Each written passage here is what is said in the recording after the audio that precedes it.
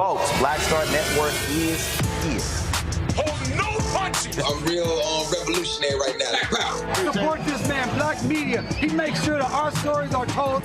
Thank you for being the voice of Black America, Roland. Stay black. I love y'all. All momentum we have now, we have to keep this going. The video looks phenomenal. See, there's a difference between Black Star Network and black-owned media and something like CNN. You can't be black-owned media and be scared. It's time to be smart. Bring your eyeballs home. You dig?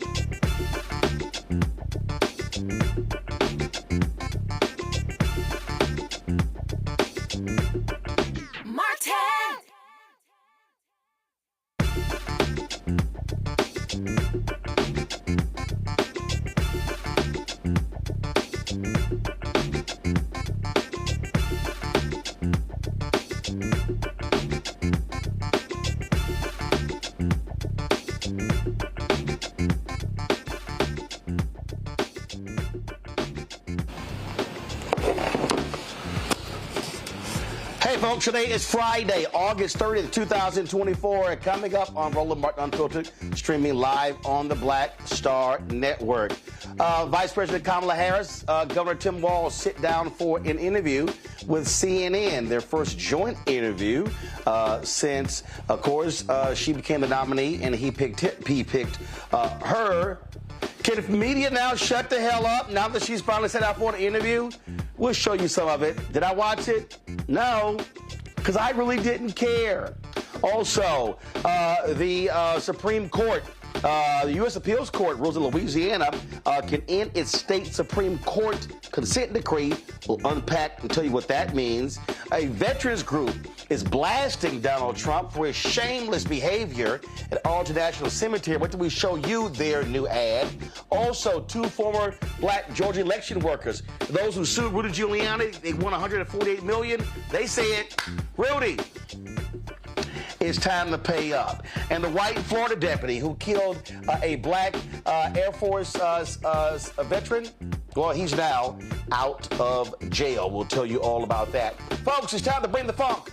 I'm Roland Martin Unfiltered on the Black Star Network. Let's go. He's got it. Whatever the miss, he's on it.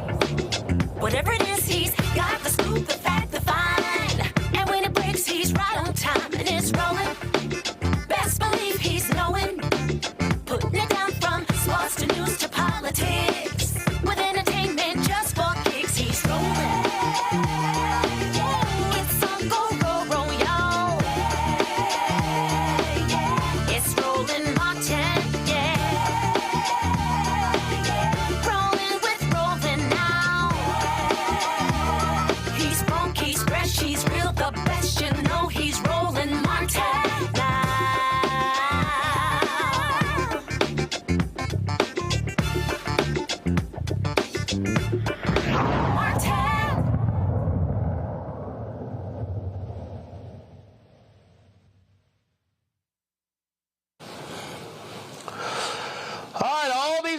People whine and complain, and Vice President Harris needs to sit down for an interview. Why won't she talk? Why won't she talk? Okay, fine. Yesterday, she sat down for an interview with CNN's Dana Bash, who asked her a lot of questions. A lot of them were just Republicans say this, the right says this. Really wasn't a lot of policy questions, but they got it out of the way. And so here's some of that interview. You have less time to make your case to voters than any candidate in modern American history. The voters are really eager to hear what your plans are. If you are elected, what would you do on day one in the White House? Well, there are a number of things. I will tell you, first and foremost, one of my highest priorities is to do what we can to support and strengthen the middle class. When I look at the aspirations, the goals, the ambitions of the American people, I think that people are ready for a new way forward, in a way that generations of Americans have been fueled by hope and by optimism. I think, sadly, in the last decade, we have had in the former president someone who has really been pushing an agenda and in an environment that is about diminishing the character and the strength of who we are as Americans, really dividing our nation, and I think people are ready to turn the page on that. So what would you do day one? Day one, it's going to be about, one, implementing my plan for what I call an opportunity economy. I've already laid out a number of proposals in that regard, which include what we're going to do to bring down the cost of everyday goods, what we're going to do to invest in America's small businesses, what we're going to do to invest in families, for example, extending the child tax credit to $6,000 for families for the first year of their child's life to help them buy a car seat, to help them buy baby clothes, a crib. There's the work that we're going to do that is about investing in the American family around affordable housing, a big issue in our country right now. So there are a number of things on day one.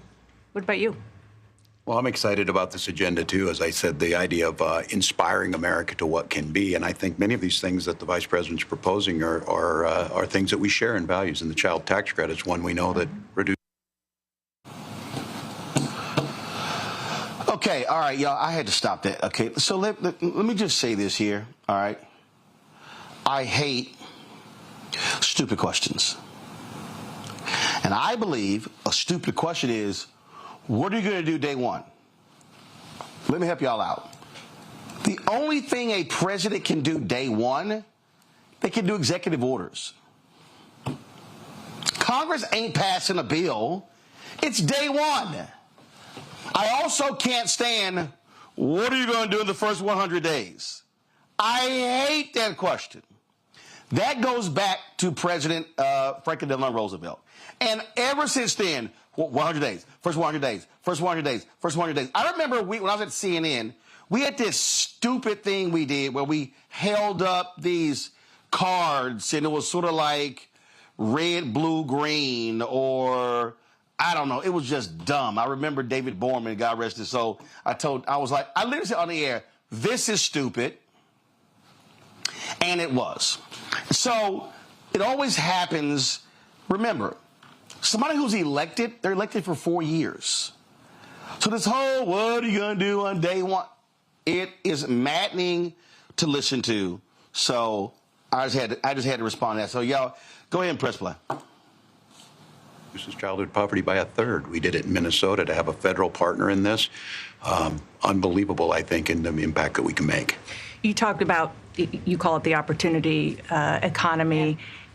You are well aware that right now many Americans are struggling. There's a crisis of affordability. One of your campaign themes is we're not going back. But I wonder what you say to voters who do want to go back when it comes to the economy specifically, because their groceries were less expensive, housing was more affordable when Donald Trump was president. Well, let's start with the fact that when Joe Biden and I came in office, during the height of a pandemic, we saw over 10 million jobs were lost. People, I mean, literally, we were all tracking the numbers. Hundreds of people a day were dying because of COVID. The economy had crashed.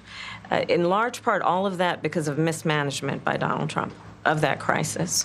When we came in, our highest priority was to do what we could to rescue America. And today, we know that we have inflation at under 3%. A lot of our policies have led to the reality that America recovered faster than any wealthy nation around the world. But you are right. Prices, in particular for groceries, are still too high. The American people know it, I know it. Which is why my agenda includes what we need to do to bring down the price of groceries. For example, dealing with an issue like price gouging. What we need to do to extend the child tax credit to help young families be able to take care of their children in their most formative years. What we need to do to bring down the cost of housing. My proposal includes what would be a tax credit of $25,000 for first-time home buyers, so they can just have enough to put a down payment on a home, which is part of the American dream and their aspiration, but do it in a way that allows them to actually get on the path to achieving that goal and that dream. So you have been vice president for 3.5 years. Yeah. The steps that you're talking about now, why haven't you done them already? Well, first of all, we had to recover as an economy, and we have done that. I'm very proud of the work that we have done that has brought inflation down to less than 3%. The work that we have done to cap the cost of insulin at $35 a month for seniors. Donald Trump said he was going to do a number of things, including allowing Medicare to negotiate drug prices. Never happened. We did it. So now, as I travel in the state of Georgia and around our country, the number of seniors that have benefited. I was in Nevada recently, a grandmother who showed me her receipts.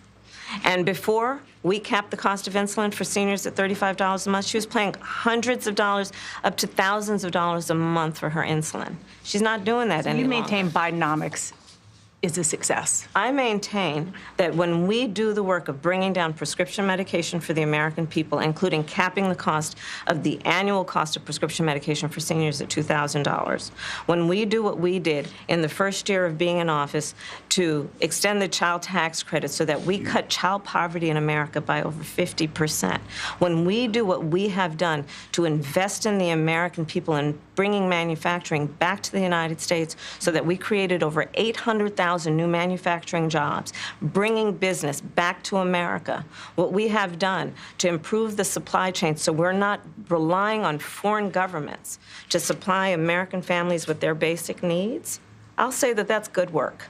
There's more to do, but that's good work. I want to get some clarity on where you stand on some key policy issues. Energy is a big one.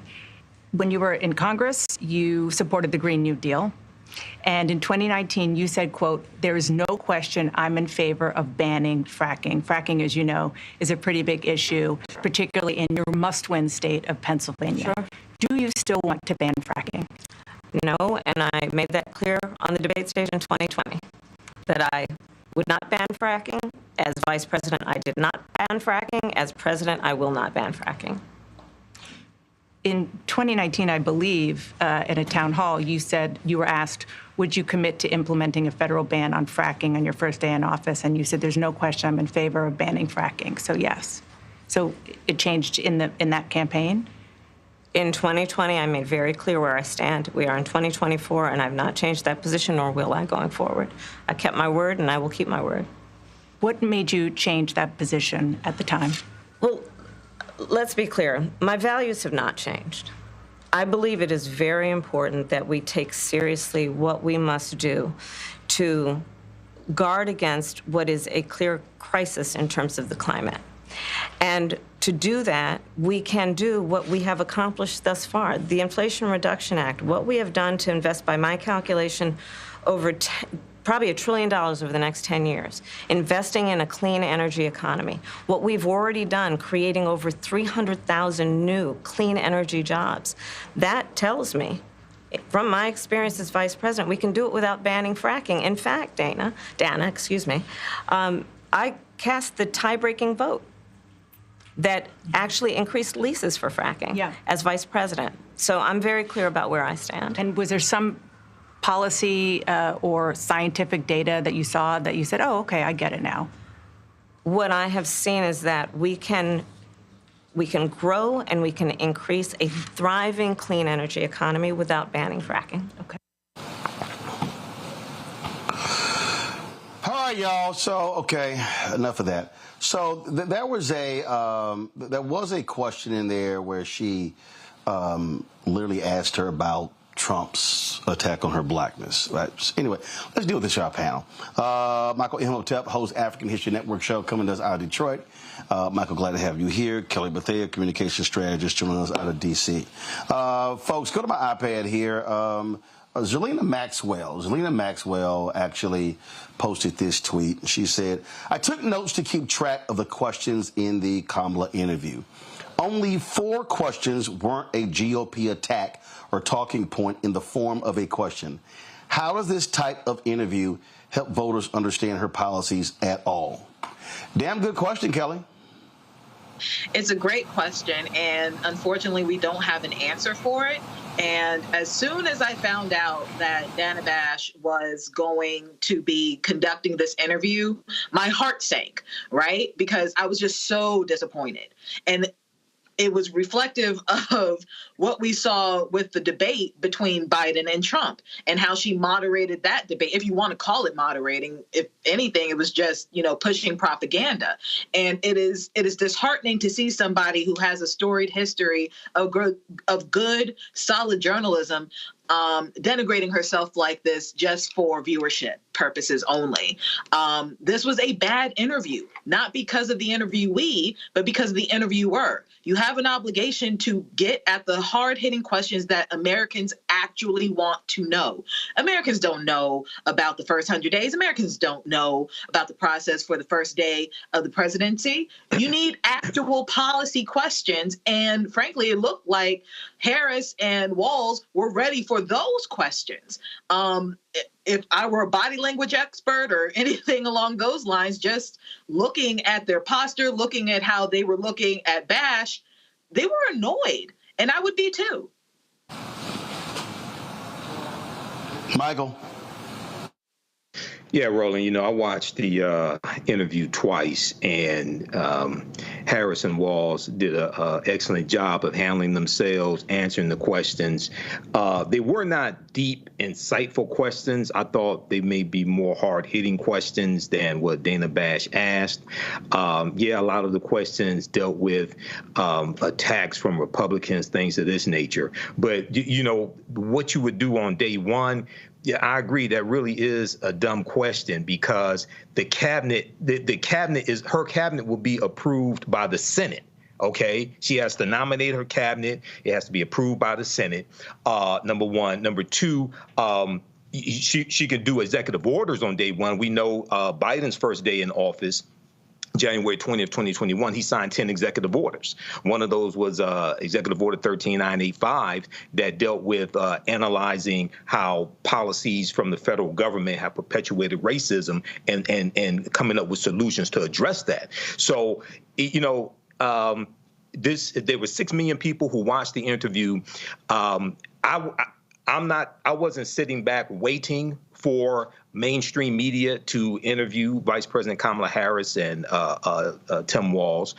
She speaks to thousands of people on a weekly basis at campaign rallies. She's been putting out policy platforms that are going to change people's lives. What this was about, you have mainstream media who really want to capitalize on an interview, dissect every word that she says. You have mediocre white men for the Wall Street Journal, Washington Post, things like this, writing op-eds, criticizing her for not doing interviews, things of this nature. So it's done.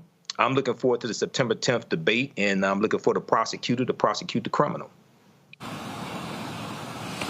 So the question that Dana asked, again, this is just me here. I loved her answer to it because she basically was like, I ain't entertaining this BS. Let me go ahead and play this one for y'all. Check this out. About your opponent, Donald Trump. I was a little bit surprised. People might be surprised to hear that you have never interacted with him, met him face to face. That's going to change soon. But what I want to ask you about is what he said last month. He suggested that you happened to turn black recently for political purposes, questioning a core part of your identity. Yeah. Any same old tired playbook. Next question, please. That's it? That's it. About your opponent, Donald Trump. Okay. I was a little bit surprised. People might be surprised to hear that we ain't you doing have never this. Interacted with him, met him. His next question. That's going to change soon. But what I want to ask an ass of a question. Is what he said last month. Let me say it again. It was an ass of a question. Black. Right. And why is it an ass of a question? Because. So, can you please comment on him questioning your blackness? Why was it an ass of a question, Kelly? Can you please comment on him questioning your maleness? Governor Walz. Hey, could you please comment, Vice President Harris, on the questioning of your womanness? Could you please comment on questioning your hair color choice? Vice President Harris, could you comment on why you wear more pantsuits than you wear skirts or dresses? No, and that's why it's an ass of a question. And I'm telling you right now, it drives me crazy. It absolutely drives me crazy when you could ask, because y'all let me know, because I didn't watch it. And it's nothing personal against Dana, but I don't watch CNN. But maybe y'all can help me out. Maybe y'all can help me out. Did Tyree Nichols and criminal justice reform come up during that interview? No. Okay. All right. So let me ask you. So the George Floyd Justice Act didn't come up in that interview, huh? No. Did the Supreme Court ruling regarding affirmative action come up in that interview? No. Okay. Did the Congo or South Sudan or Somalia or Ethiopia Did that come up in that interview? Africa did not come up in the interview at all. Haiti did not come up in the interview at all. That's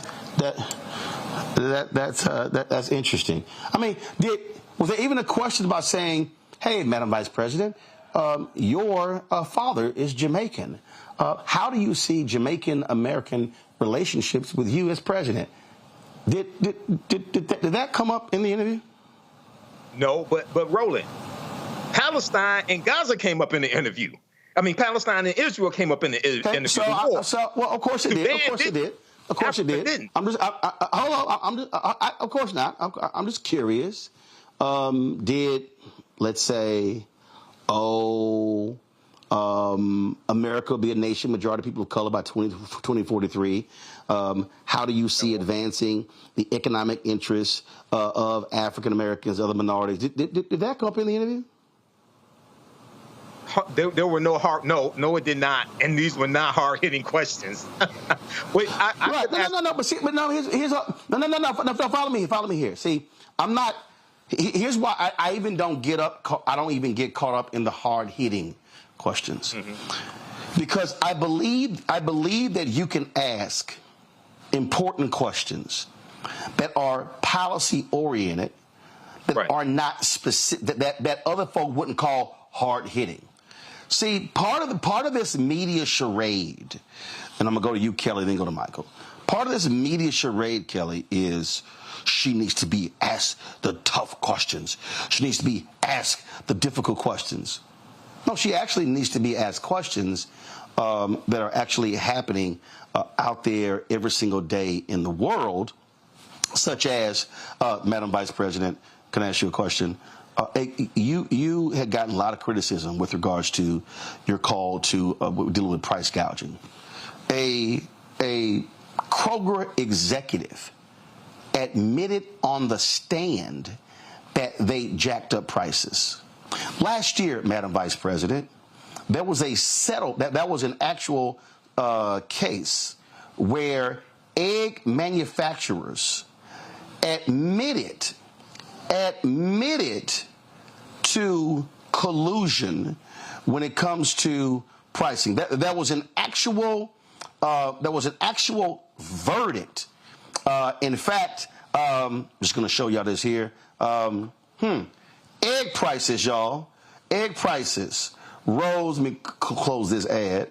Egg prices rose 60% in 2022 because a collusive scheme by suppliers.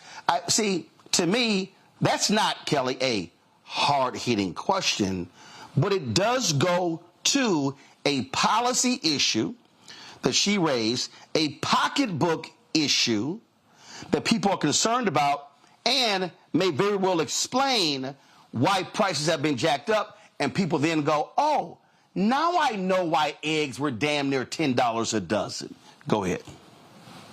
I think what you're talking about might be precisely why it took so long for Harris Walz' team and camp to agree to an interview of any kind, because the points that you're making, they've been saying on the campaign trail for weeks. The points that you're making have low-key been addressed to reporters in I don't know what the formal word is, but that time when she comes off the plane and you see the reporters talking to them, she addresses that there. But something tells me that she knew that once it was a national interview, that all of that would go out the window, and they would frankly debase themselves to the most of the simplistic questions being, like you said, what's your hair color? Why the tan suit? Why not skirts? Why not dresses?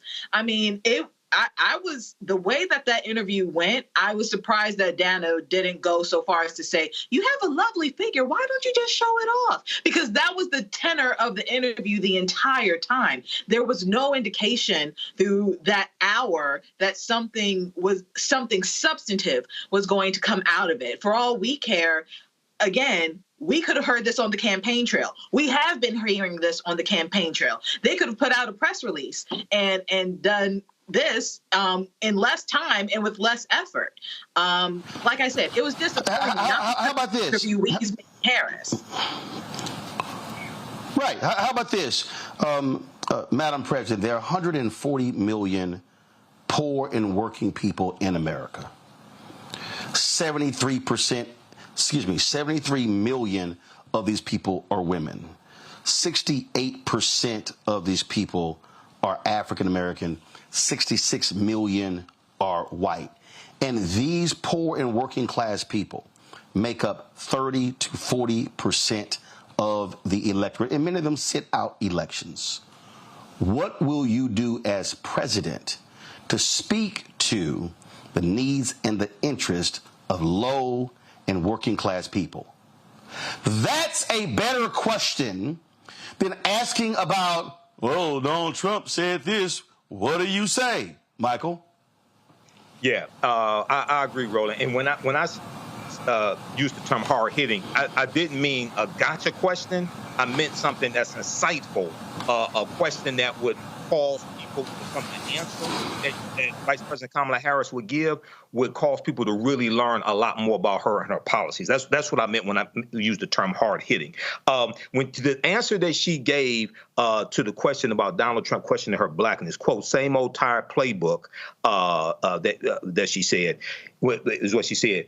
When I took away from that, that also goes to another question that was asked, and she talked about turning the page on the last 10 years, because the last 10 years, especially dealing with Trump in power and then also surrounding Trump, has been a divisiveness in this country, a nastiness in this country, and she's talking about turning a page on that, the othering of other people. So yeah, and her plans dealing with attacking price gouging, that came up a little bit. It could have, because of the case that's taken place to stop the merger of Kroger and Albertson, and what came out Tuesday in court dealing with price fixing. Okay, that should have come up. Dana Bash should have asked that question, I think. In fact, if you're going to go that route, which you also say, President Biden has been extremely aggressive when it comes to his Federal Trade Commission and stopping a lot of these mergers and acquisitions that create monopolies. Yes. Will you, as president, continue to be just as aggressive as President Biden has been, or will you be more what some are called business friendly? See, substantive question. Not sexy, not a gotcha, may not necessarily go viral, but that is a policy question that could have also potentially elicited a difference between her as president and Biden as president. So all I'm saying to folks is that just understand, to everybody who's watching, when you see these questions, these are questions that senior execs wanted and asked, things along those lines. They don't always dovetail with really what's happening out there in the real world. So, and we know you ain't gonna have no black questions come up. So I can guarantee you, when I get an interview with her, it's gonna be some black questions because that's what we do. But I don't like most of these interviews because it's a whole bunch of gobbledygook that doesn't mean anything. All right, y'all, hold on one second. We're going to come back, and I'm going to deal with a couple other things. We keep talking about this election. Donald Trump doing all he can to stay out of jail. Now he's trying to appeal his New York conviction to federal court. We'll talk about that when we come back. You're watching Roland Martin Unfiltered right here on the Black Star Network. On the next A Balanced Life with me, Dr. Jackie, how to live the dream without it turning into a royal nightmare. We'll meet an entrepreneurial couple who've been living the dream for nearly 30 years, and they're still going strong, speed bumps and all. I was all one trying to hold back, but he thinks he can do anything. He's like, no, we're going to do it. Let's do it. Let's just jump into it. And it has worked. It's a thing of beauty, literally. That's all next on A Balanced Life on Black Star Network. Next on The Black Table with me, Greg Carr. We featured the brand new work of Professor Angie Porter, which, simply put, is a revolutionary reframing of the African experience in this country. It's the one legal article everyone, and I mean everyone, should read. Professor Porter and Dr. Valencia Watkins, our legal roundtable team, join us to explore the paper that I guarantee is going to prompt a major aha moment in our culture. You crystallize it by saying, who are we to other people? Who are African people to others? Governance is our thing. Who are we to each other? The structures we create for ourselves, how we order the universe as African people. That's next on The Black Table, here on the Black Star Network. Hey, what's up? It's Sammy Roman. Hey, it's John Murray, the executive producer of the new Sherry Shepherd Talk Show. It's me, Sherry Shepherd, and you know what you're watching, Roland Martin Unfiltered.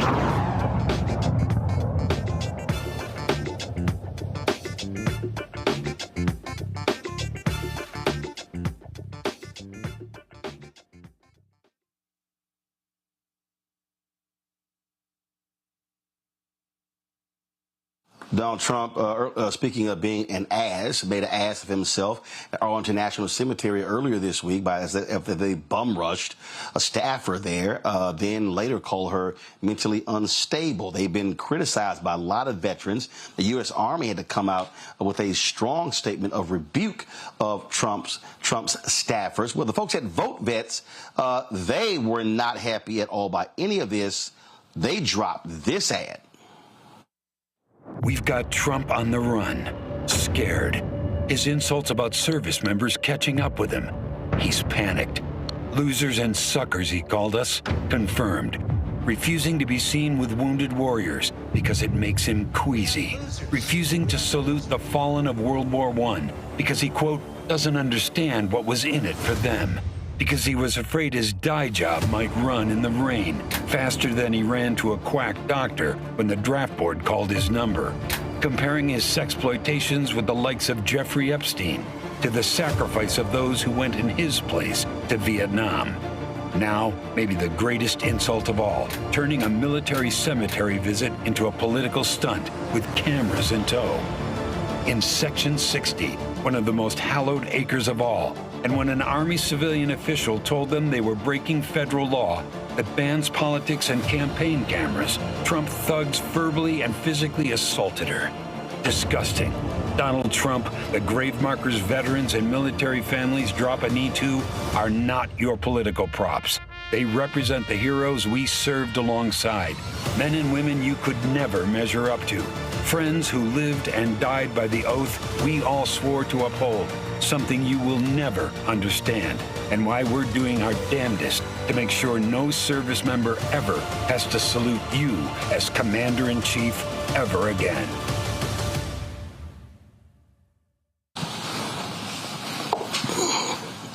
Yo, that is an ad right there. Major General retired Paul Eaton also talked to Vote Vets, and man, he did not hold back when it came to Donald Trump. Y'all check this out. Ladies and gentlemen, this is Paul Eaton, Major General of the United States Army, retired. Every year, my wife and I pay our respects to the fallen in Arlington National Cemetery. Some were killed in action, some have died of natural causes. It's a very emotive time for us. My father, Colonel Norman Eaton, and his co-pilot, Lieutenant Colonel Paul Getchell, commingled remains are in Section 60. The remains of Lieutenant Ken Ballard, dear son of a close friend, Karen Meredith, are in Section 60. We have stood next to people crying, paying their respects to their sons, daughters, fathers. It's a very emotive event. To see a former president mugging for the camera should never, ever be Commander-in-Chief again for the Armed Forces of the United States. Ever. Disgusting performance by former President Donald Trump. Thank you. Strong words there, Michael. Yes, they were strong words, Roland. And this is something that didn't have to happen. This is another scandal dealing with Trump, on top of flip-flopping on campaign issues, things of this nature. But there's a piece from NBCNews.com that talks about the Army says a Trump aide, quote, abruptly pushed aside an Arlington National Cemetery employee. And then the Trump campaign put out that the employee had some type of mental issue or something like that as well. We know the employee doesn't want to press charges, but this is utilizing dead soldiers, okay, for the purpose to promote the Trump campaign. Because they shot video. Now, they didn't just take pictures. They also shot video there as well, and they're using this as part of the Trump campaign. So this is and this is from a president who got 5 deferments, okay, who nobody in his family has ever served in the military. And this is somebody who doesn't understand the sacrifice that those who serve in the military make, their families make, and those who give the ultimate price make as well, regardless of whether you agree with the mission or the war, anything like that. So this is another example why he can never become president again.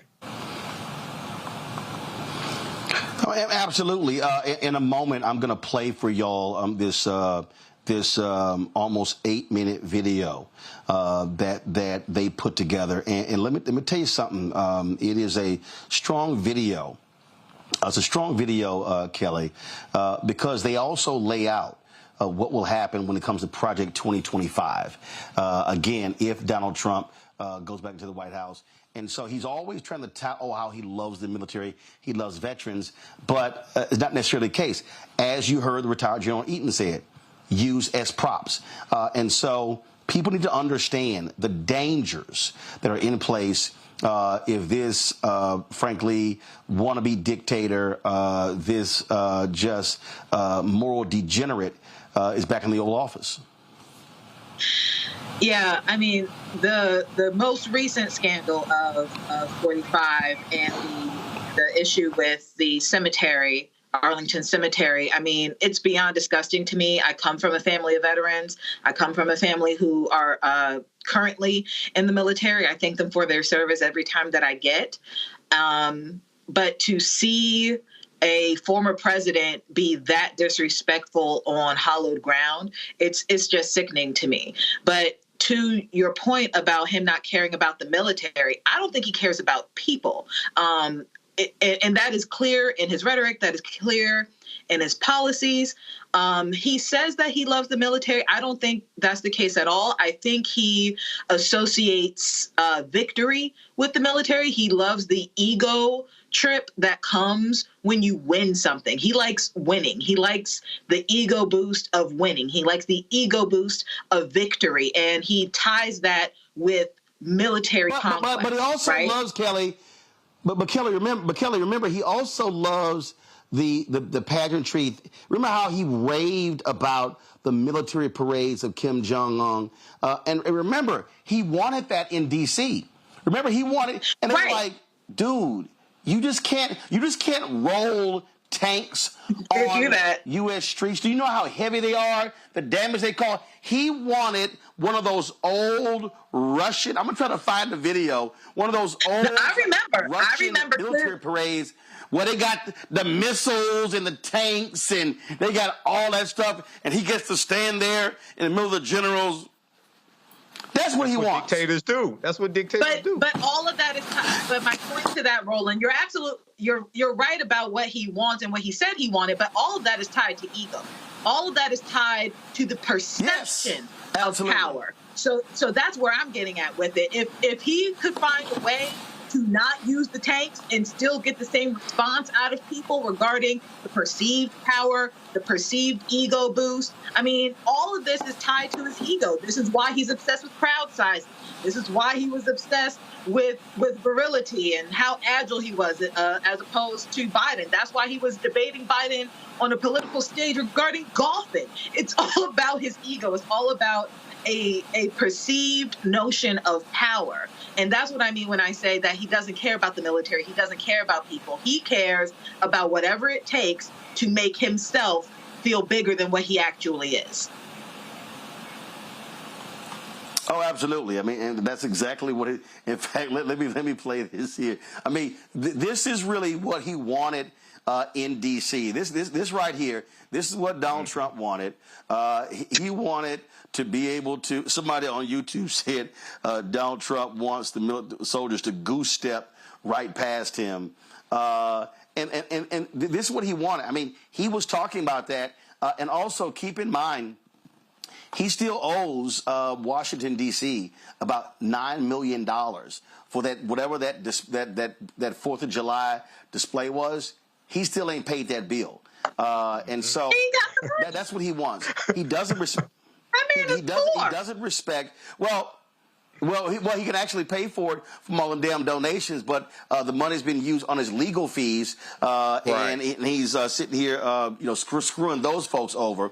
Let me do this here, folks. The folks at VoteBets also put together. Yeah.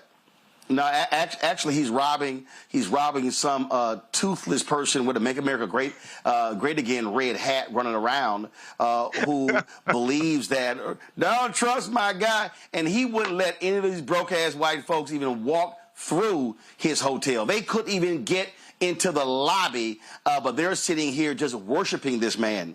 The folks at VoteBets put together this video, y'all, that they went through Project 2025 and laid out how devastating this plan could be to the nation's military. Check it out. Project 2025. Project 2025. Project 2025. Project 2025. Project 2025. Deeper look at Project 2025. You've probably heard about Project 2025. The 900-page manifesto drawn up by Donald Trump's MAGA allies to radically remake our country. It's worth knowing about as you think about your vote, because this election is not just a choice of candidates. It's really a choice of the kind of country you would like to live in. Project 2025 is the MAGA Republican playbook to go around the Constitution, the Congress, and the courts to take total control of our government, using it to enforce their ideology on our lives. The thing is, it's eminently doable. They've been planning this for years, and we'll be ready to go on day one should Donald Trump be elected. Let's look a little deeper at a section that's been overlooked in the media. Their plan to radically remake our military. If one were to write a credible roadmap to transform our democracy into a dictatorship, this is what it would look like. And a big part of that is to turn the most effective, professional, and nonpartisan fighting machine that the world has ever seen into Trump's MAGA military force. Ready, willing, and able to deploy against our fellow citizens should Trump issue an illegal order.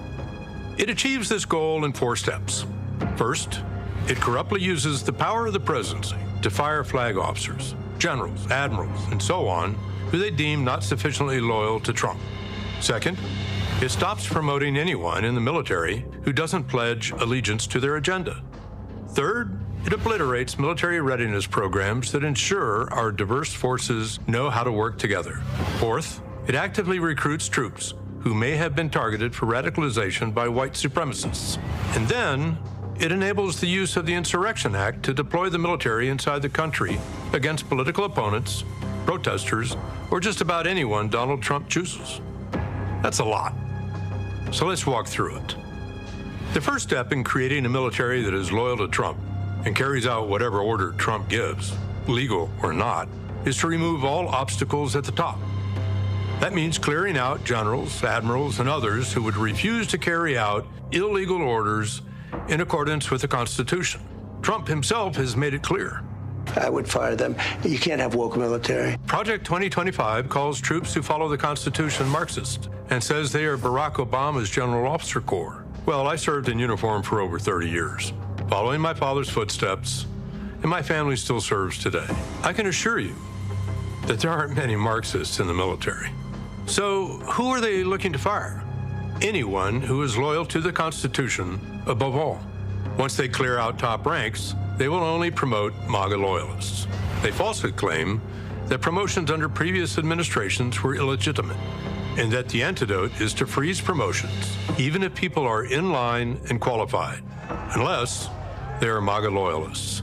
That clears way for Trump to move his hand-picked people into key military leadership positions in acting roles, sidestepping any Senate confirmation vote.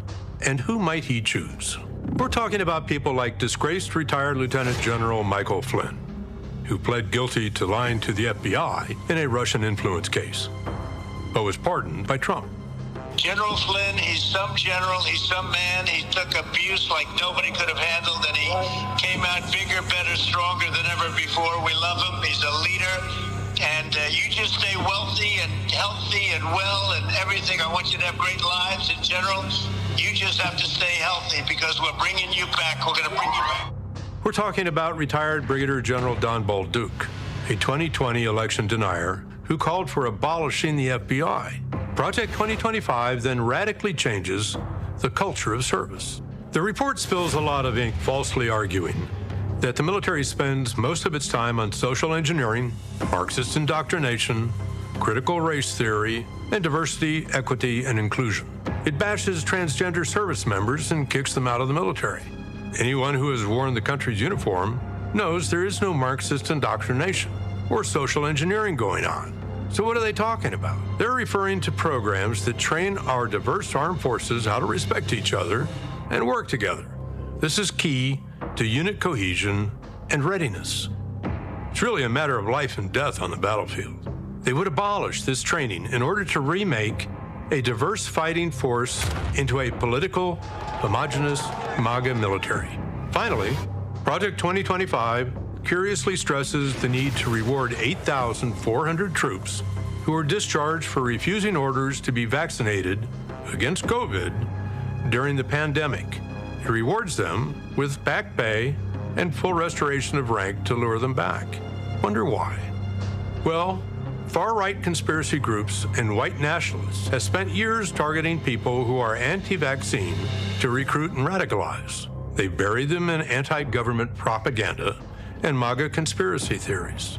These are not people you want to hand a military weapon to and hope for the best. So, how might President Trump use this MAGA military? Well, we don't have to guess. Think back to when he ordered his staff to deploy the military to shoot protesters demanding justice for George Floyd's murder. Just shoot them in the legs, he ordered. Unfortunately, the chairman of the Joint Chiefs and his Secretary of Defense rightfully told him no. What specifically was he suggesting that the U.S. military should do to these protesters? He says, can't you just shoot them? Just shoot them in the legs or something. And he's suggesting that that's what we should do, that we should bring in the troops and shoot the protesters. Donald Trump learned that when people are loyal to the rule of law and the U.S. Constitution, they can stop him. He won't make that mistake again. Project 2025's own architect has warned us that violence may be used against anyone who gets in their way. We are going to win. We're in the process of taking this country back. We are in the process of the Second American Revolution, which will remain bloodless if the left allows it to be. From shooting Americans in the street if they protest, to sending the military door to door looking for immigrants to round up, to putting troops into domestic law enforcement roles akin to martial law, Project 2025 would empower all of Trump's worst instincts. The good news is the choice is in our hands. Your vote this fall makes the difference. And it's not just about the top of the ticket. We need to vote for candidates up and down the ballot who will block Project 2025 from ever becoming our nightmare reality. And we need to talk about it with friends, family, and neighbors. That's how we hold fast to an America where democracy rings free, where the people rule and the elected serve, where the government values our rights and protects our freedoms. And an America that continues to say, if you're willing and able to serve, there is a place for you in our armed forces. A military that still swears an oath to support and defend the Constitution of the United States. It's up to us. Thank you.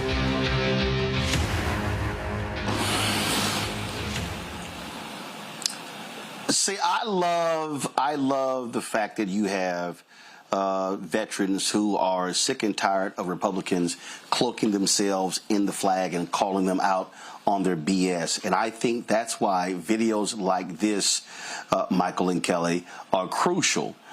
because what they do is they allow folks, you can't try to question their service. You can't try to question their commitment, even though we know these folks try to do that. We see that with Governor Tim Walz. They're trying with Governor Wes Moore.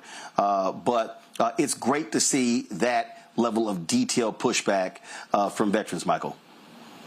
Yeah, it is. And he went through and broke down that aspect of Project 2025. He talked about the Insurrection Act of 1807 and how it could be employed.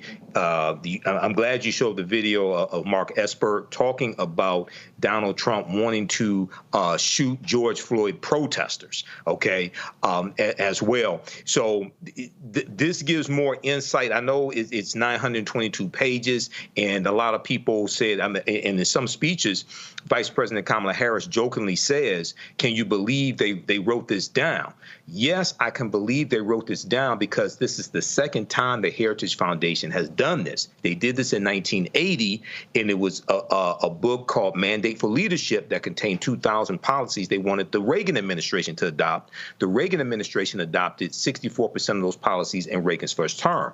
So and it's good that you have older white men who are breaking this down, who have military experience also, okay? And when he talked about Project 2025 attacking diversity, equity, and inclusion when it comes to the military, September 2020, Donald Trump signed an executive order banning the use of critical race theory when it came to training for federal employees. And that is what really sparked the attack on critical race theory. That was 6 months before Christopher Rufo did his series of tweets redefining what critical race theory was. See, that was March 2021. So this is excellent right here. We need to utilize this. We need to circulate this. And here's the thing here, Kelly. This is a video where the leader of Project 2025 makes clear that without Donald Trump, this doesn't exist. Watch this, and I want to get your comment.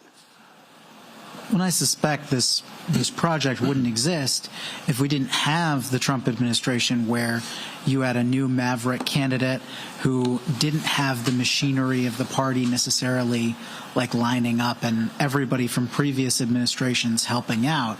And so you had this situation where it became clear that something like this is very necessary. Well, that's quite true. I would say even more necessary in kind of the circumstances you describe, because even a we'll call it an establishment candidate where everybody just sort of wanders back in, but they're not particularly conservative, then they're more open, they know what to do more, there's less chaos, but they're less likely to actually seek to implement conservative policies. So there's a trade-off there, and we're trying to overcome the downside of that trade-off. So when I suspect this... You heard him. There's a trade-off there. Kelly? It is terrifying to me that this could possibly actually happen, because it would truly be the end of how America is perceived, how America functions as we know it.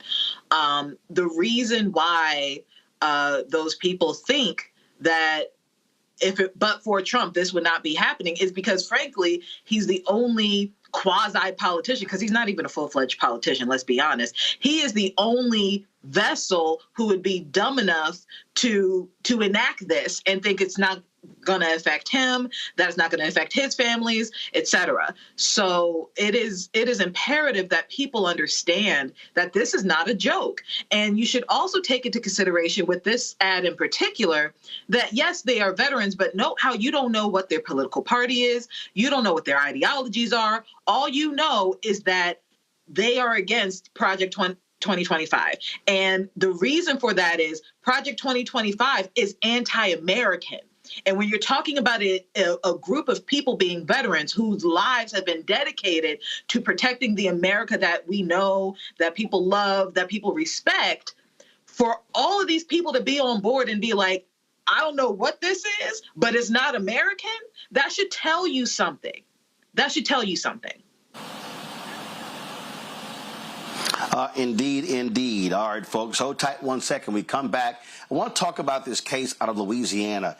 And if you want to understand why federal courts are so important, you want to understand why there's a difference between a President Kamala Harris or a Donald Trump in the Oval Office. Y'all know I can never call that man president.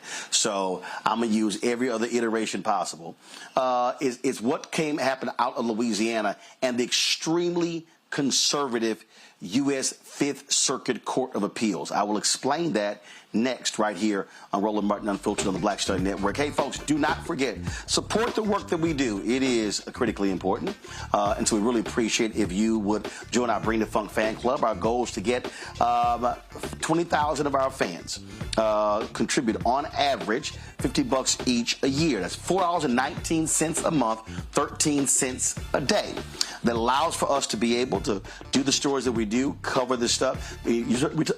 Folks, understand our expenses are real. $195,000 a month. Office space and staff and salaries and all these things that go with it. And it's real. And so we're out here doing our work. We generate revenue through YouTube. We generate revenue selling merchandise. We generate revenue, which, of course, trying to get additional advertisers. But again, your donations are critically important.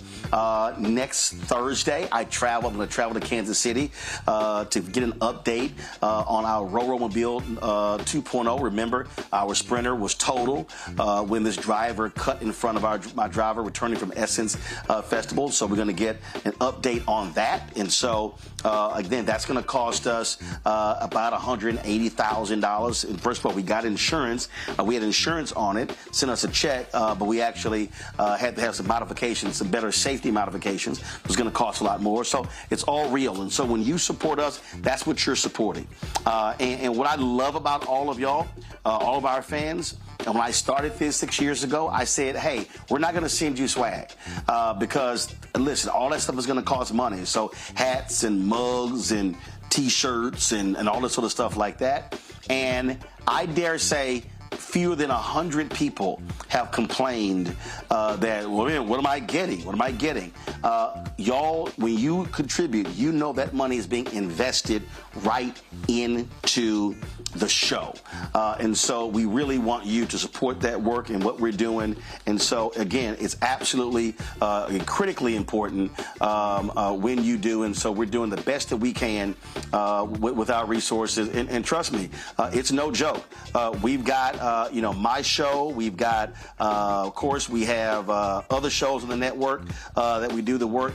And so we do all of that. And so, of course, Wealthy You, Balanced Living, Greg Carr's show. We've got Stephanie Humphrey's show. We're going to be starting new episodes. My little man, Noah out of Atlanta. Y'all been seeing that young brother. Matter of fact, let me pull it up. I want to pull up here because some of y'all may have missed the news, but no, don't show it yet. Don't show it yet. Don't show that yet. I don't want you to show it yet. But I ran into, okay, all right. Let's see what happened here.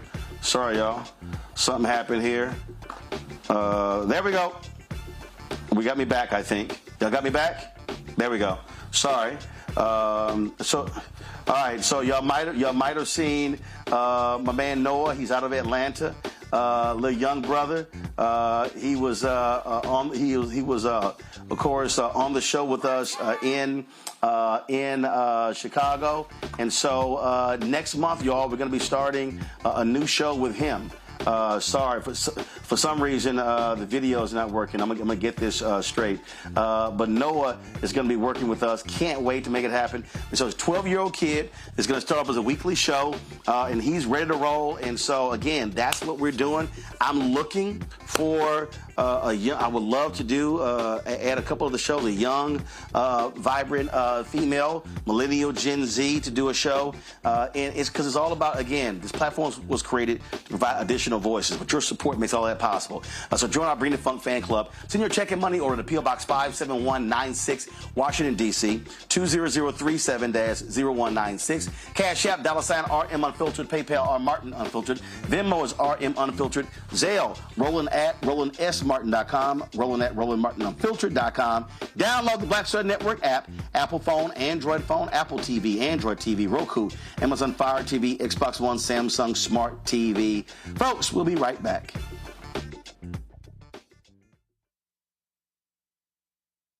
Hatred on the streets, a horrific scene, a white nationalist rally that descended into deadly violence. White people are losing their damn minds. As an angry pro-Trump mob storms the U.S. Capitol, we've seen shooting. We're about to see the rise of what I call white minority resistance. We have seen white folks in this country who simply cannot tolerate black folks voting. I think what we're seeing is the inevitable result of violent denial. This is part of American history. Every time that people of color have made progress, whether real or symbolic, there has been what Carol Anderson at Emory University calls white rage as a backlash. This is the rise of the Proud Boys and the Boogaloo Boys. America, there's going to be more of this. Here's all the Proud Boys, Dave. This country is getting increasingly racist in its behaviors and its attitudes because of the fear of white people. The fear that they're taking our jobs, they're taking our resources, they're taking our women. This is white fear.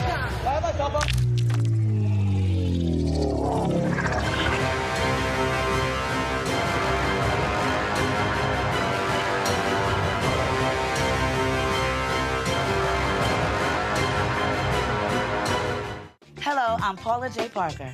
Truly proud on the Proud Family. I am Tommy Davidson. I play Oscar on Proud Family, Louder and Proud. Hi, I'm Jo Marie Payton, voice of Sugar Mama on Disney's Louder and Prouder, Disney Plus. And I'm with Roland Martin on Unfiltered.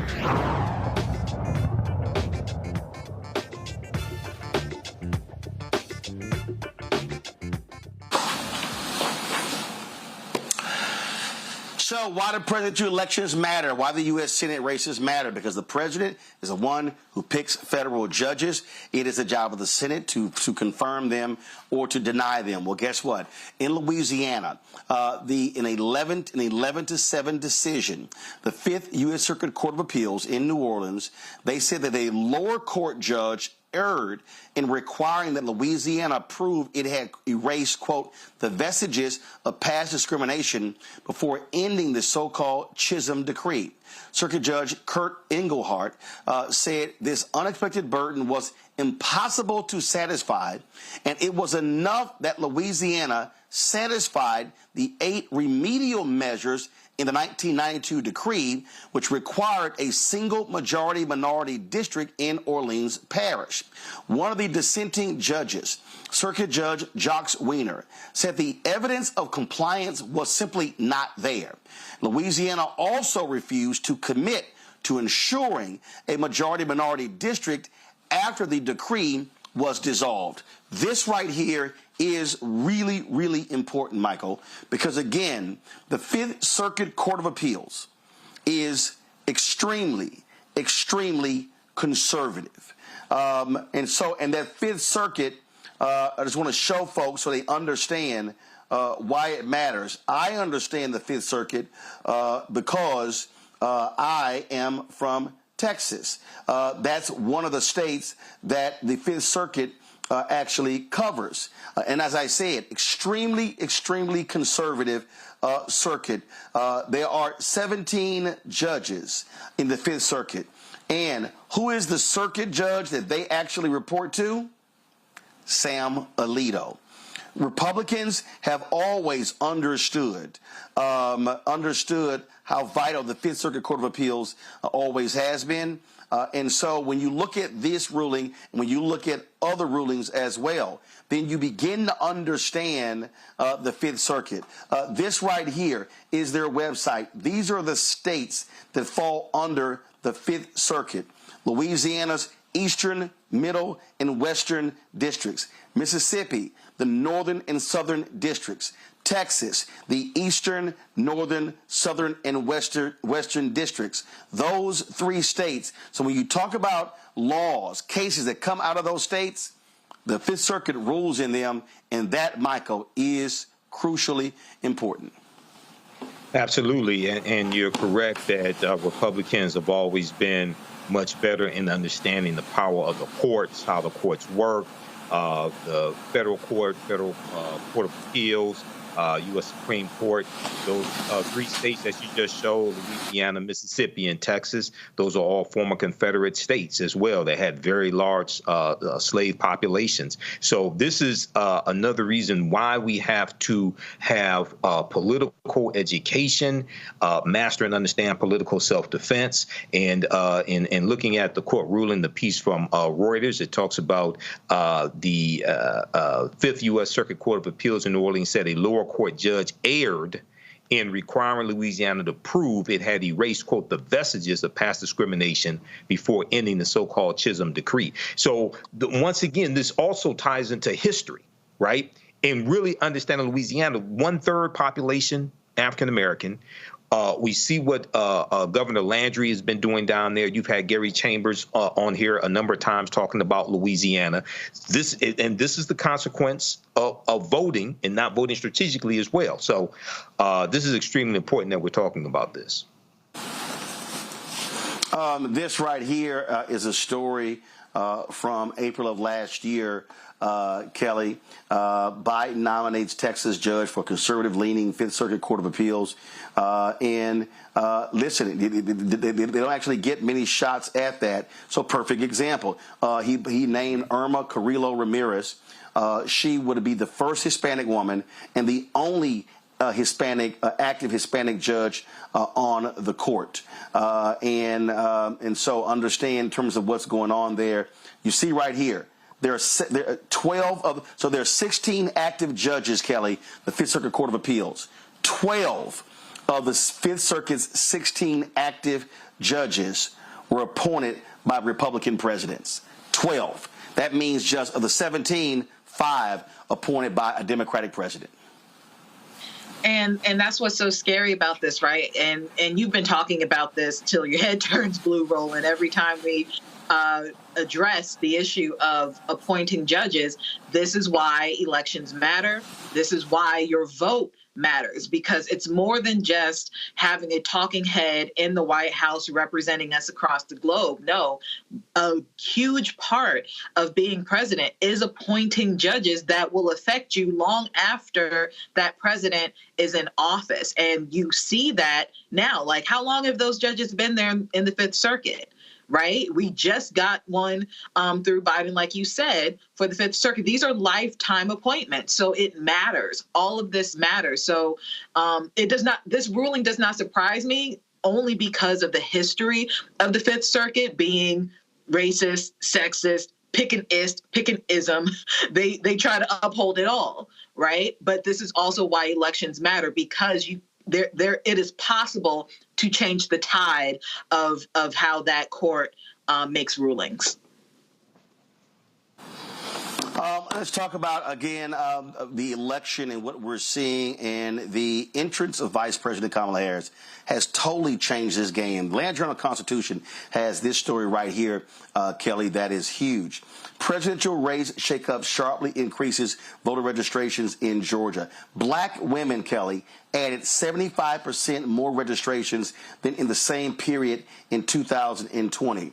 And look at this lead right here. New voters have registered in droves in Georgia since Kamala Harris entered the presidential race, especially black, Hispanic, and young voters, according to state election data. The sharp increase in the rate of registrations suggests an outpouring of enthusiasm among voters who tend to vote for Democratic candidates in Georgia, a politically divided battleground that could decide the winner between Harris and Republican former President Donald Trump. I saw another story, Kelly, that talked about in one area the voter registration of black women was up 175%. When you're talking about an election that is a margin election, these new voters, they absolutely matter. They really do. And it is incredible to see that, like published, seeing the proof that that Black women, that people in general are just, registering to vote and seeing that increase in voters, right? But it also goes to show, I have to give credit to the Harris-Walz campaign team, specifically the strategist, because I can't remember the man's name, but the deputy director or the deputy campaign manager basically talked about how it is necessary to go into jurisdictions that typically aren't addressed and seen because they feel like they're not going to win that district anyway. They're not going to vote our way anyway, so there's no point in going. But this particular deputy director, who was also responsible for the Warnock win, understands that if you are really for all Americans, you got to go to where all Americans are, right? And this articles like this, data like this is proof that that strategy works best. Well, it's first of all, you're talking about Quentin Folks, who was the deputy campaign manager. Yes. And so, yeah, I got you. When you look at these numbers, Michael, it is important because what you're seeing is the type of focus, the type of attention that is happening all across this country, and Democrats now have significantly closed the voter registration gap. Tom Bonnier was the one who was on CBS talking about 175%, and he posted a tweet. He said, somewhat incredibly, the number of young Hispanic women registering in the week after Vice President Harris effectively became the nominee was triple the number of registrants during the same period in 2020. Black women in registration more than doubled. This is the chart right here. He's showing those numbers. So you see, so if I zoom in here, so you see down here, Republican, AAPI, Democrat men total, women, black 63.7, black women 83.9. This is just in Nevada. Hispanic 91.9. 1829, 106.6. Black women 1829, 125%. Hispanic women 125.4. Women 1829, 129.5. Hispanic women 18 to 29, 221%. What that says right here, Michael, is that Vice President Kamala Harris, she's going to be kicking off this reproductive rights tour in Florida. She is speaking the language that is attracting them. And what have I been constantly saying? When millennials and Gen Zs, when they vote their numbers, they can decide elections. And so, again, when you go back to this chart right here, and I'm looking at the bottom right here, I'm looking at total 1829, black women 1829, women 1829, Hispanic 1829. We're talking more than between 106% and 221%. This is just in Nevada. That's a battleground state. That can determine who wins. Absolutely. And this is dealing with more than just enthusiasm. This is dealing with Vice President Kamala Harris speaking directly to issues that are impacting Gen Z, millennials. We can talk about Generation X as well. When you talk about housing, you talk about building 3 million new homes. When you talk about her rolling out her economic plan on Friday, August 16th. This is why I was not calling for her to have a sit-down interview with the media. She's speaking directly to voters. Okay, you look at the rally in Savannah, Georgia yesterday. You look at the 2-day tour of Georgia that she just came off of, going into rural areas. That's extremely important because what it does is, one, it draws media attention, it draws thousands of people to come out, but also what it does is it forces the Trump campaign to put resources into areas they didn't think they were going to have to try to defend, okay? So This is speaking. This and this goes back to something I was saying right before Biden dropped out.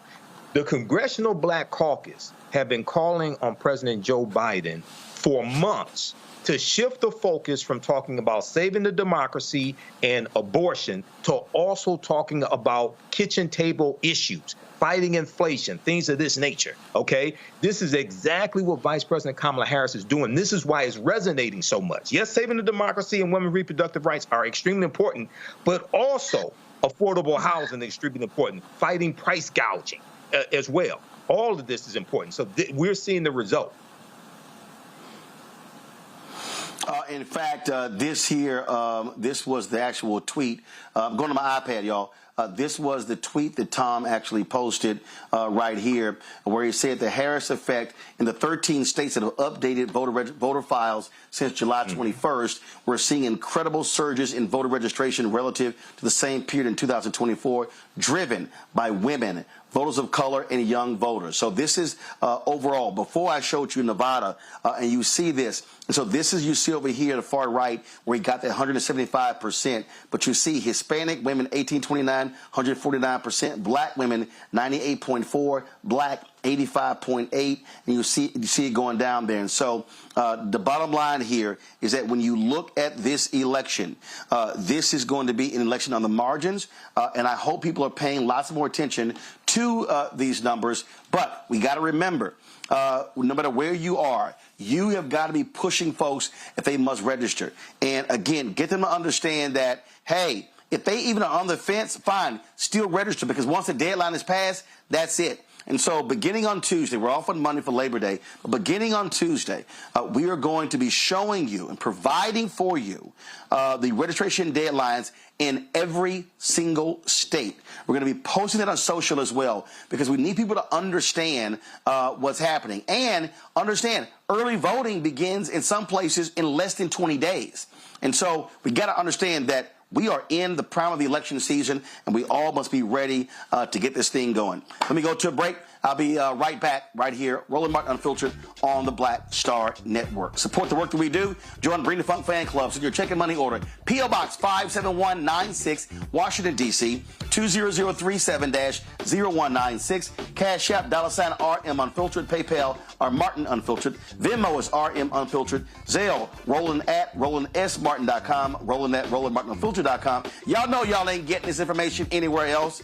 Nowhere else. There's nobody else in black-owned media that's breaking down the stuff that we do every single day, 5 days a week, 2 hours a day on this show, plus our other shows. And so y'all see what we're doing to make this thing happen. And so please join our Bring the Funk Fan Club. Everybody who's already given during the show and who will give between the next 30 minutes, I'm going to personally shout you out right here on the show, okay? So, again, Cash App, $RM Unfiltered. PayPal, R Martin Unfiltered. Venmo is RM Unfiltered. Zelle, Roland@RolandSMartin.com. Roland@RolandMartinUnfiltered.com. Back in a moment. Now streaming on the Black Star Network. I still have my NFL contract in my house. I have it in a case. It's 4 of them for my 4-year contract. I got a $600,000 signing bonus. My base salary for that first year was $150,000. Matter of fact, $150,000. $150,000. That's what I made. $150,000. Now think about it. My signing bonus was a forgivable loan, supposedly. When I got traded to the Colts, they made me pay back my signing bonus to them. I had to give them their $600,000 back. Wow. Yeah, I was so pissed. Because, I try to be a man of my word. I'm like, you, I'll give you your money back. Even though I know I earned that money, right. I gave them their money back. I gave them $600,000 back. But yet, I was this malcontent. I was a bad guy. I'm about the money. It wasn't about the money. It was about doing right. Because I looked at, because you look at contract. Look at John Elway. John Elway was making $1 million, $800,000. I was making $150,000. I was doing everything. And I'm like, but yet I was, I got so many letters, I just play for free and all that kind of stuff. You don't forget that kind of stuff. Right. That stuff is hurtful.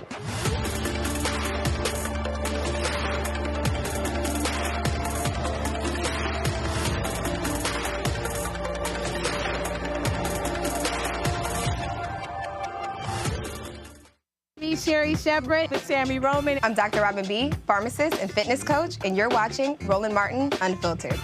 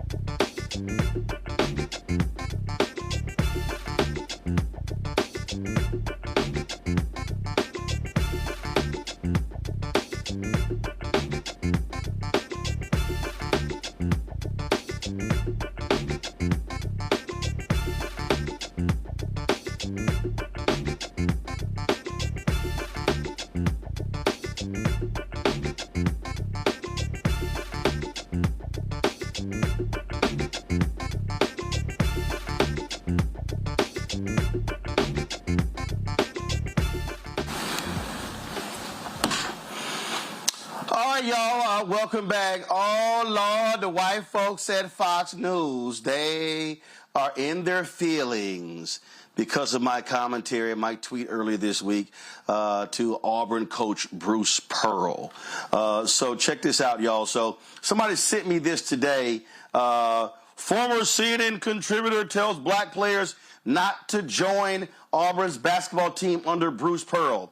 First of all, Fox News, Scott Thompson, you might want to learn to fact check, because my damn name ain't Ronald Martin. It's Roland Martin.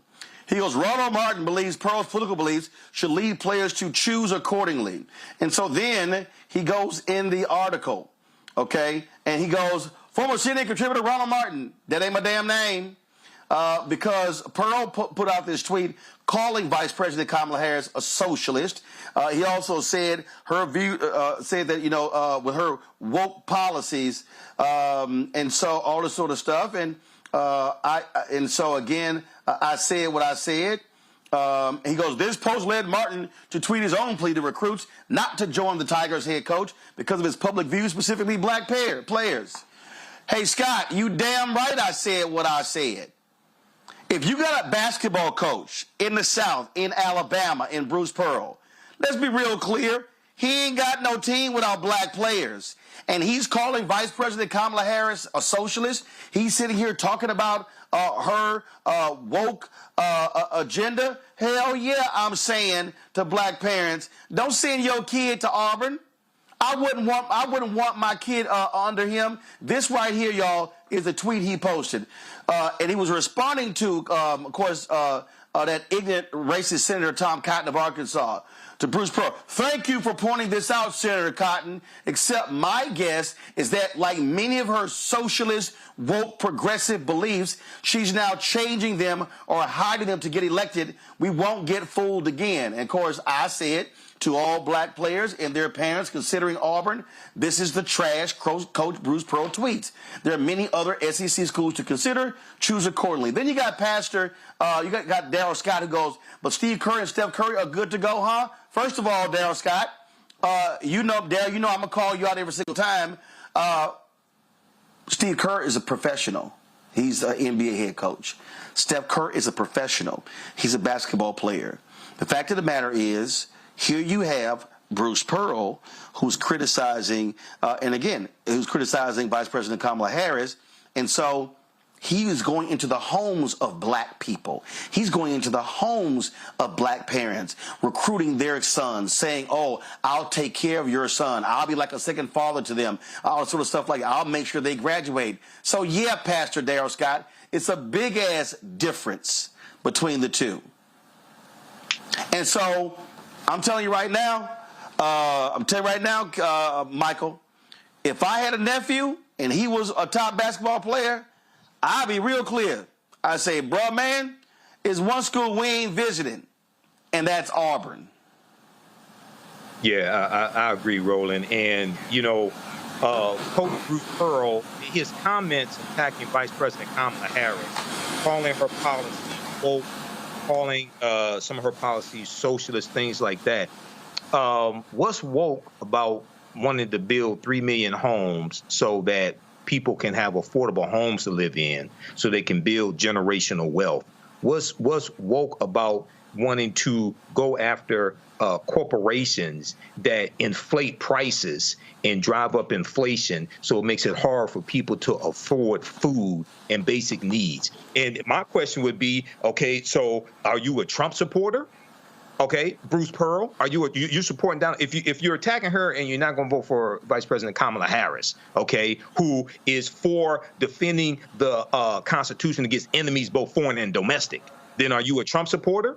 And no way in hell I would send my black son to go play on a team led by a coach who's a Trump supporter, because you're supporting an insurrectionist. You're supporting someone who was found liable of sexually abusing women. You're supporting a convicted felon who committed fraud. So, yeah, and I know, there's a saying, we all look alike, but damn, Fox News, all the money you have, I know you lost $787 million in that lawsuit. Because of the lies that you told dealing with the 2020 election. But it's Roland Martin. Get the name straight. Put some respect on his name. Kelly, what you have is, and this is really the case, I think, a lot more in college.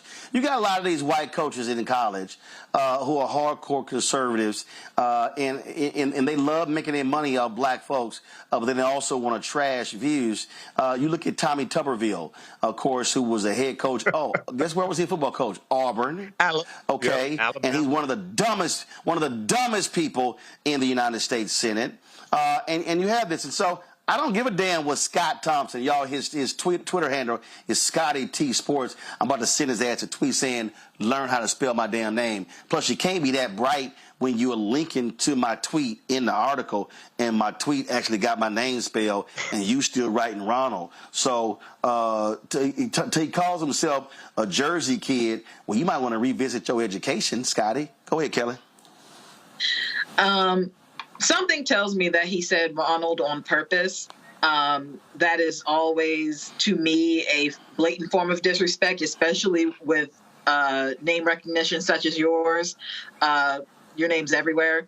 It's very easy to find your name, very easy to see how to spell your name. So to see that is a byline that actually got published, I think that's just a level of disrespect that they purposely put out there. So that aside, the notion of, deterring black parents away from Auburn, I think it has less to do with just political stuff, and it's a safety issue at this point, right? Because we have gotten to the point in our politics where if you align yourself with 45, if you align yourself with the MAGA movement, that is a threat to your life by way of being black. Right. And we see that. We saw that in Charlottesville. We saw that with the insurrection. We see that in little microcosms across the country, these examples of MAGA supporters who are not just racist, but aggressively so, to the point where your life could potentially be in danger by a result of their conduct. I don't have any children, but I wouldn't want my child susceptible to that. Certainly not from a coach who I am entrusting my child's care with, right? This is a safety issue above politics. Oh, absolutely. Again, I'm saying exactly what's important. That is, if you want to step your behind out here and talk about this stuff, well, guess what? We're going to respond as well. And so I say to black parents, if you got a top basketball player, it's a lot of other schools you can pick. And he did an interview, Bruce Pearl did, talking about, Auburn is a leaning conservative school. It's a place where we have respect and love God. Guess what? Y'all can go to a lot of HBCUs in Alabama where y'all can proudly wear your Stay Woke shirts as opposed to dealing with that fool. Let's go to Georgia, where the two black women who successfully sued Rudy Giuliani, they like, run me my money. That's exactly what they're saying, because they're making it clear, hey, it's time for you to pay up. and they want to start seizing his assets. Lawyers for Ruby Freeman and Wandrea Shea Moss, they have urged the U.S. District Court in Manhattan to force Giuliani to turn over his Madison Avenue apartment, any remaining cash, some of his prized New York Yankees memorabilia, including 3 World Series rings and a signed Joe DiMaggio shirt. They also want to claim about $2 million Giuliani has said Donald Trump's 2020 presidential campaign owes him. They also asked for control of his Palm Beach, Florida condominium. Of course, Rudy Giuliani targeted the mother and daughter after Trump's 2020 election loss, accusing them of election fraud.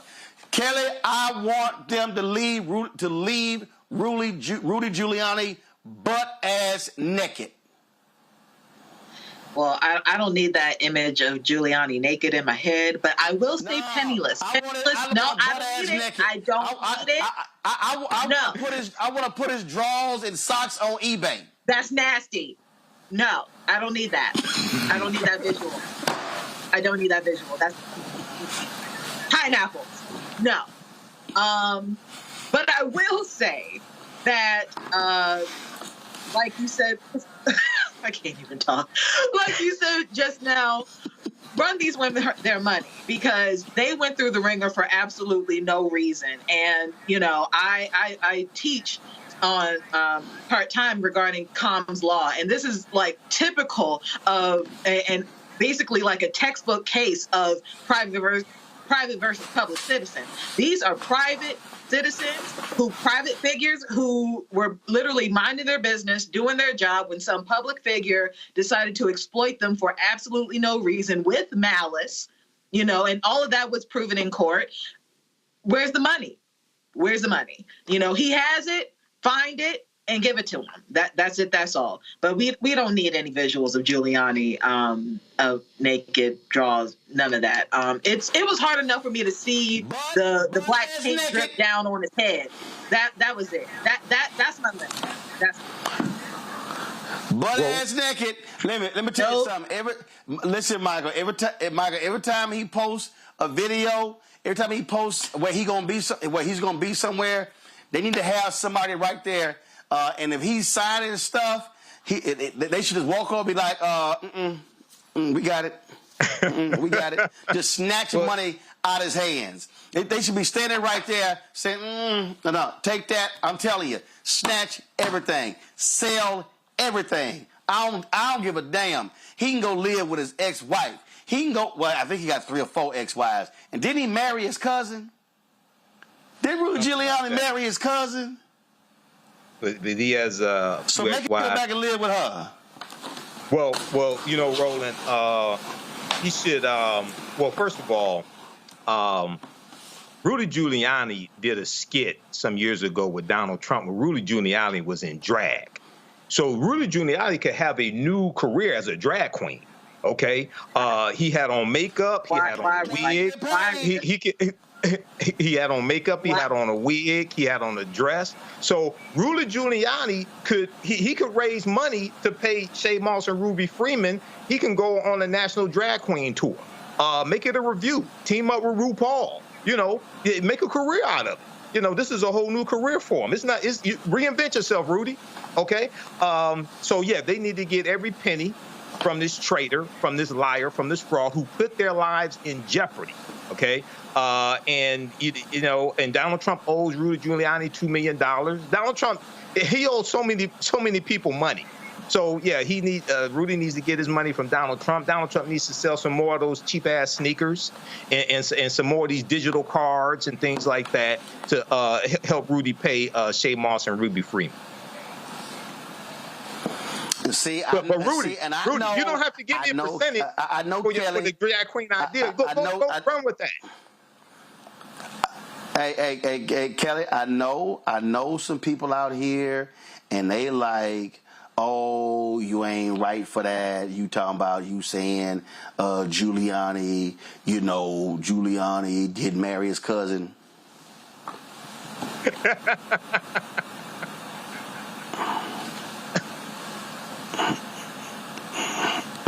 Third cousin, yeah. Right here in 1968. No, it wasn't third.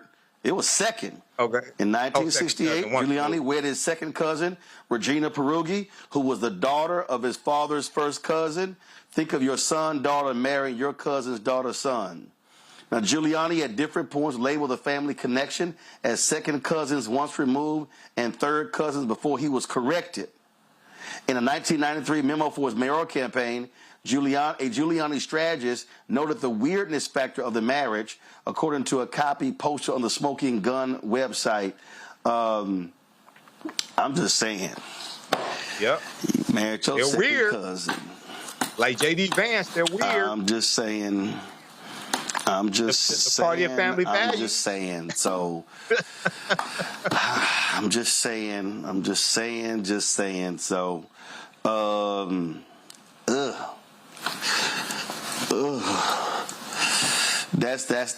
That's how they are. But yes, Kelly, leave his ass butt naked. Take everything. I do not need that visual. Make him go beg Trump to stay at one of them rooms in Mar-a-Lago. That's what you do. Take everything. I don't care. Take everything. I don't care. All right, I'm going to go to a quick break. I'll be right back here. What? What you got to say, Kelly? No. I was just going to say, sometimes just because it's legal don't mean you need to do it. And that's a very prime example of that. That's all. You right. Still want to butt ass naked. I'll be back. On the streets, a horrific scene, a white nationalist rally that descended into deadly violence. White people are losing their damn minds. As an angry pro-Trump mob storms the U.S. Capitol, we've seen shooting. We're about to see the rise of what I call white minority resistance. We have seen white folks in this country who simply cannot tolerate black folks voting. I think what we're seeing is the inevitable result of violent denial. This is part of American history. Every time that people of color have made progress, whether real or symbolic, there has been what Carol Anderson at Emory University calls white rage as a backlash. This is the rise of the Proud Boys and the Boogaloo Boys. America, there's going to be more of this. Here's all the Proud Boys, guys. This country is getting increasingly racist in its behaviors and its attitudes because of the fear of white people. The fear that they're taking our jobs, they're taking our resources, they're taking our women. This is white fear.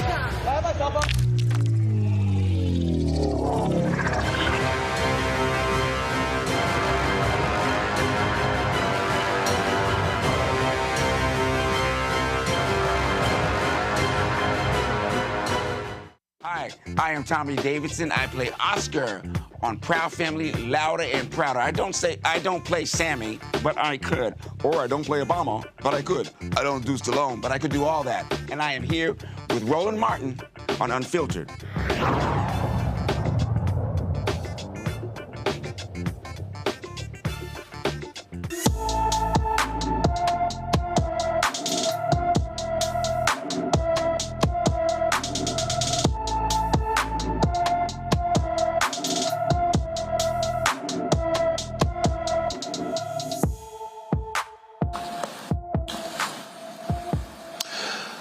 Police in Joliet, Illinois are looking for siblings Mia and Ruben Bonilla, who have been missing since April 19th. 17-year-old Ruben is 5 feet 8 inches tall, weighs 140 pounds with black hair and brown eyes. His 13-year-old sister Mia is 5 feet 4 inches tall, weighs 130 pounds with black hair and brown eyes. Anyone with information on Mia and Ruben Bonilla should call the Joliet, Illinois Police Department at 815-726-2491, 815-726-2491. Again, 815-726-2491.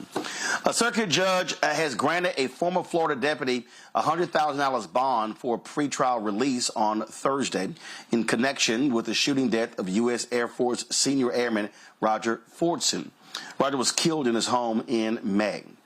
Eddie Duran was denied release in his first court appearance on Tuesday at the Okaloosa County Circuit Court. In Thursday's hearing, Duran, who appeared before a judge in person, avoided the $250,000 bond amount asked by the state, but was denied the $10,000 requested by his attorneys. The judge ruled that Duran cannot possess any firearms, come into contact with Fortson's family, or leave the First Judicial Circuit area of Florida outside of special circumstances that may be allowed by the court if they come up. Duran is charged with manslaughter with a firearm in the May 3rd shooting death of 23-year-old Roger Fortson.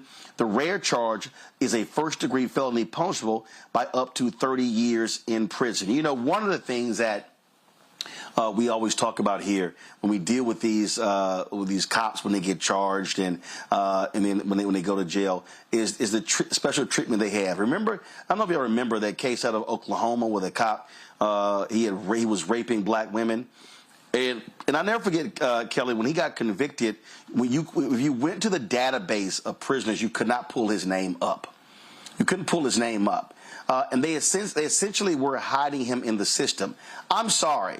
I just fundamentally believe that I don't give a damn if you are a cop.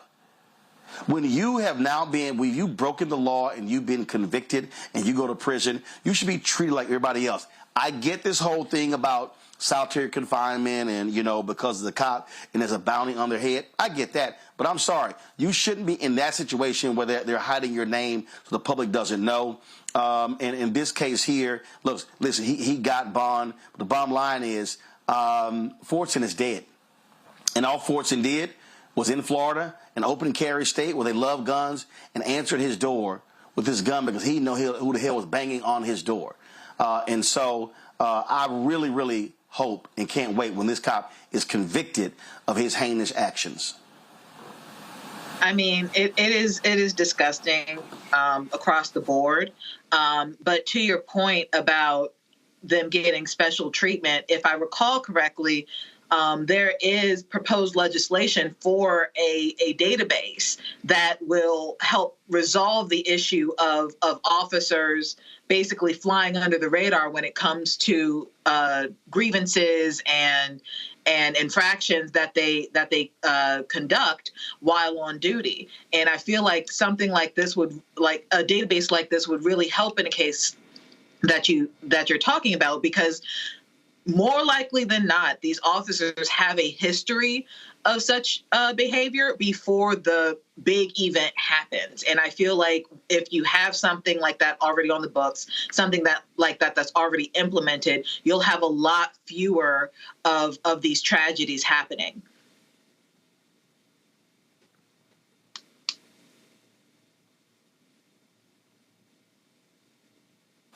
Michael? Yeah, Roland. I remember that case of the officer who was raping the black women, and I remember you covering that and talking about how you couldn't find him in the prisoner database.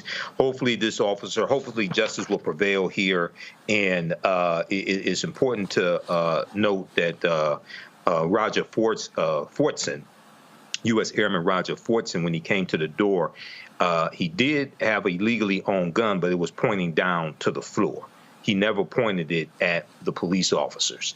And we've talked about this here on this show because there's going to have to be training. If they don't get training on this, there's going to have to be training on how to engage someone who is in their home and a legal gun owner, because you're in a state that's a open carry state. And not only that, Florida was the first state to have the stand your ground law. That's where stand your ground started, in Florida. So he didn't pose a threat to the officers. He didn't point the gun at officers. He in his home, legal gun owner holding his gun, pointed at the ground, at the floor. So hopefully justice will prevail here. Indeed, and well, we hope so, but we know how a lot of these things go. All right, folks, final point here. This weekend is Monday is Labor Day, and we talked to a number of labor leaders, of course, at the Democratic National Convention.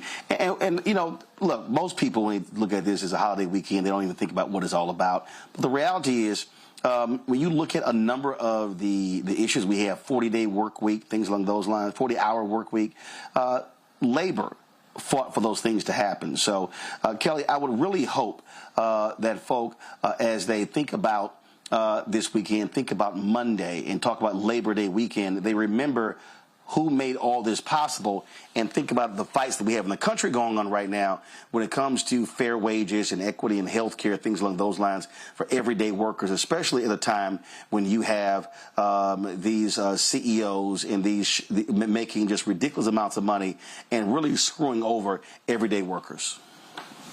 Absolutely. In typical American fashion, the rationale behind holidays gets diluted over time, right? And Labor Day has now devolved into basically a holiday where you shop, have a cookout, and, leisure, right? But Labor Day is a little bit more than that. It is, yes, relax from work, but the rationale behind it is, like you said, it's because of you have to recognize the fact that you need a higher living wage. You have to recognize the fact that you need unions. You have to recognize the fact that people are worth more than just a line item in somebody's, billion-dollar budget. And now with the election coming up, hopefully, like you said, people will begin to recognize that. A little doubtful, but one can hope. Indeed. Kelly, and I, of course, really appreciate it. Thank you so very much. I want to do this here. There are some folks I want to give a shout out to. Don't pull the music up yet. We had some folks who gave during the show, so I told you I wanted to shout them out.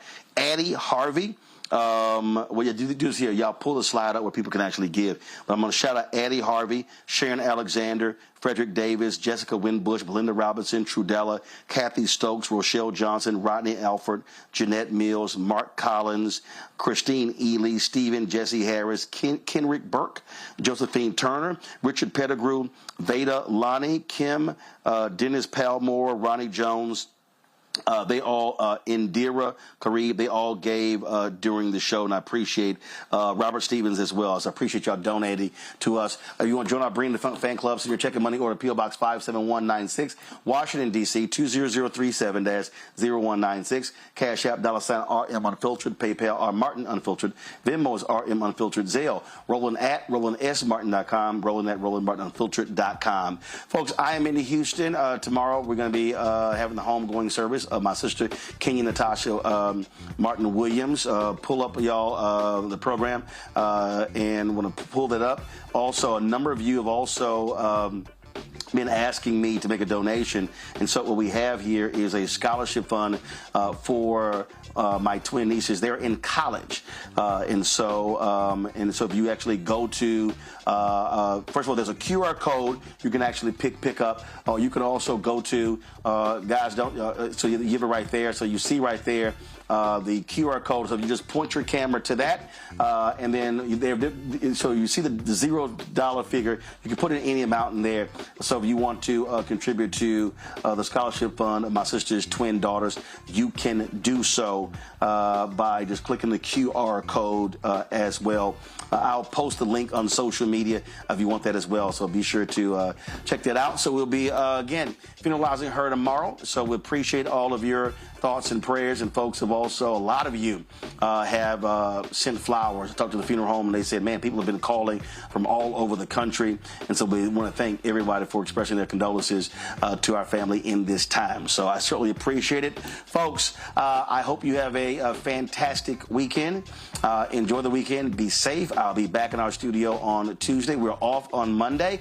On Monday, though, we're off on Monday. What we will be doing on Monday, we're going to be actually putting through the best of our interviews with labor leaders, especially from the Democratic National Convention that's going to be our show on Monday. And so we appreciate that. Y'all be well. Y'all take care. And as y'all always know how I sign off. Holla!